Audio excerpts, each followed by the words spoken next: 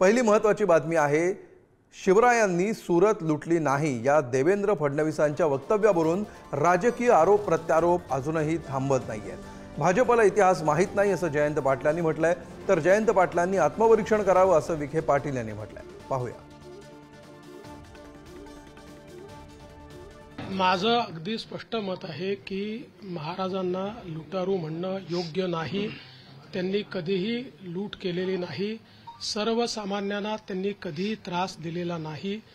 त्यामुळे जर इतिहासामध्ये काही चुकीच्या गोष्टी आल्या असतील तर त्या सुधारल्या पाहिजेत, कारण शेवटी हे सगळं लिहिणारा इंग्रजांचा इतिहासकार आहे की ज्यांनी याचं वर्णन लिहिलेलं आहे। इंग्रजांच्या इतिहासकाराच्या नजरेतनं आपल्या महाराजांना पाहण्याच्या ऐवजी आपल्या सगळ्या इतिहासकारांनी सोबत यावं आणि जिथे कुठे महाराजांबद्दल चुकीचं असेल त्या ठिकाणी ते सुधारण्याचा प्रयत्न करा।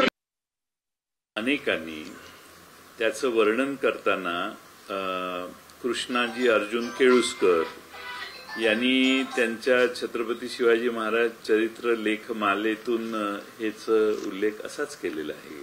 छत्रपती शिवाजी महाराजांनी तिथल्या सुरतेच्या जनतेला उद्देशून एक पत्र लिहिलेलं आहे आणि त्या पत्रात त्यांनी सांगितले, तुम्ही प्रतिवर्षी 12 लाख रुपये खंडणी बिनबोभाट पावती केल्यास तुमच्या शहराला पुन्हा लुटीची भीती उरणार नाही। भारतीय जनता पक्षाचा इतिहास कच्चा आहे, त्या सगळ्यांनी जरा जुने लेख जुन्या कादंबऱ्या वाचाव्यात।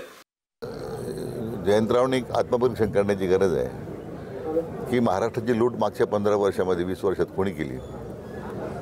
मला वाटतं मी सांगण्याची गरज नाही आहे।